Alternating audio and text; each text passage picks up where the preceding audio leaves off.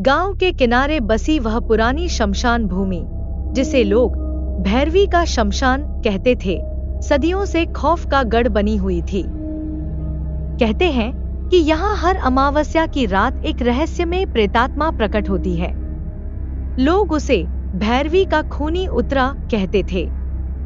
सदियों पहले इस जगह पर भैरवी नाम की एक औरत रहती थी, जो तंत्र मंत्र और अघोर विद्या में निपुण थी। गांव वालों का कहना था कि उसने अमरत्व पाने के लिए नरबलि का सहारा लिया, लेकिन जब उसकी काली शक्तियां बेकाबू हो गईं, तो गांव वालों ने उसे उसी शमशान में जिंदा जलाकर मार दिया। उसके मरने के बाद भी उसकी आत्मा चैन नहीं पाई। हर अमावस्या को शमशान में चीखों और हंसी की डरावनी आवाजें गूंजती थी। जिसने भी उस रात वहां जाने की कोशिश की, वह कभी वापस नहीं लौटा।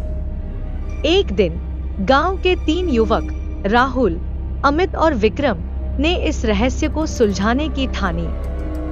वे लोग गांव वालों की बातों को अंधविश्वास मानते थे।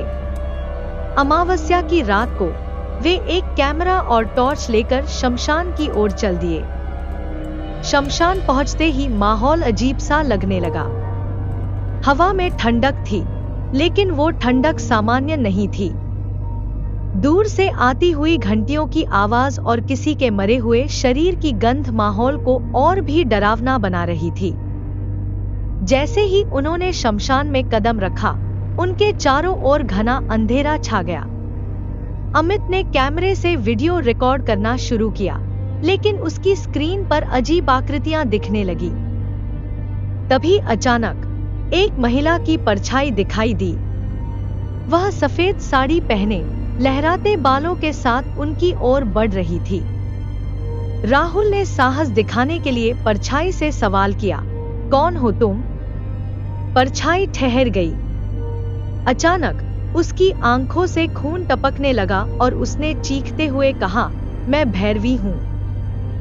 तुमने मेरी नींद में खलल डाली है। अब तुम सब मरोगे।